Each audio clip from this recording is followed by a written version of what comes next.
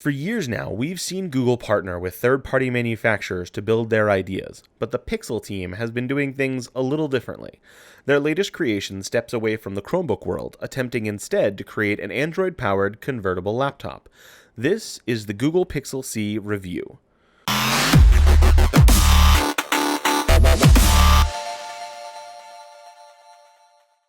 Google's latest tablet is a little confusing. For one, it's rocking the Pixel branding, both in name and in design, which was previously only used for the high-end Chromebook line. There's no Chrome OS here though. This is an Android tablet, running just about the same version of Android you'll find on the HTC Nexus 9, which was released last year with a keyboard of its own. That's not to say the Pixel C isn't good. In fact, it's great. It's got an amazing 10.2-inch display with a somewhat unusual aspect ratio, 1 to the square root of 2. Google makes a point of reminding everyone this is the same aspect ratio as a sheet of paper.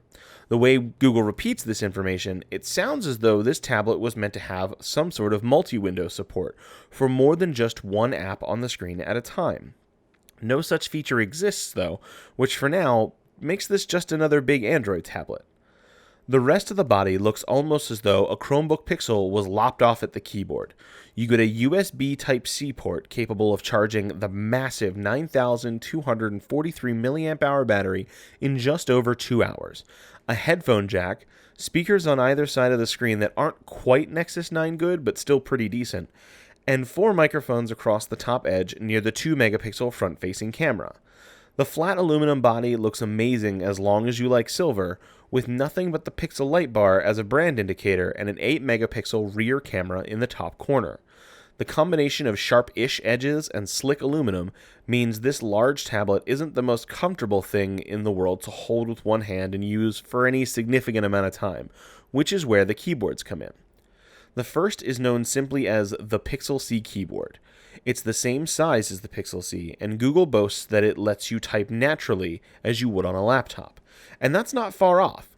The keys have good travel and good distance between them. Our only problem with this keyboard is the way you attach and remove it from the tablet. Powerful magnets hold everything in place, and to break that bond, you slide things to one side and then pull them apart.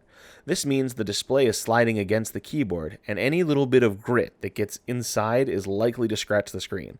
And that's something that's already happened to us, which is a shame because it's otherwise an excellent little Bluetooth keyboard. The leather-bound Folio keyboard is a safer option. It's got a stiff back plate and doesn't require that you slide the tablet on and off to use it. Both keyboards are charged inductively by the tablet when it's not in use, and that's a very cool feature that basically means you'll never have to worry about it being charged. They'll connect automatically, thanks to a special sensor that can tell when things are in place. And both versions of the keyboard cost $149. Between that price and the fact that there's not yet a simpler option, we'd really like to see a basic Pixel C cover from Google. As far as the software is concerned, the Pixel C launches with Android 6.0.1 Marshmallow. The only difference between what we have here and what's on the Nexus 9, at least outwardly, is that the on-screen buttons have moved to the sides. But that's it. There's no discernible difference. Under the hood, there's different code for the NVIDIA X1 processor that's running things, of course. And speaking of performance, that's sort of our one real hang-up with the Pixel C.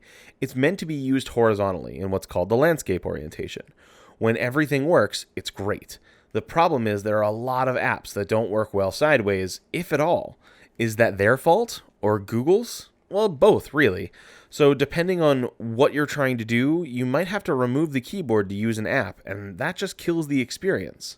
What you're left with is amazing, powerful hardware paired with software that doesn't complete the thought. That, in a nutshell, is the Pixel C. It's entirely possible Google has something more in mind for this tablet as we move into the new year, but right now, the biggest reason it exists seems to be how very pretty it is. Here's hoping there's more software goodies in store soon. Thanks for watching.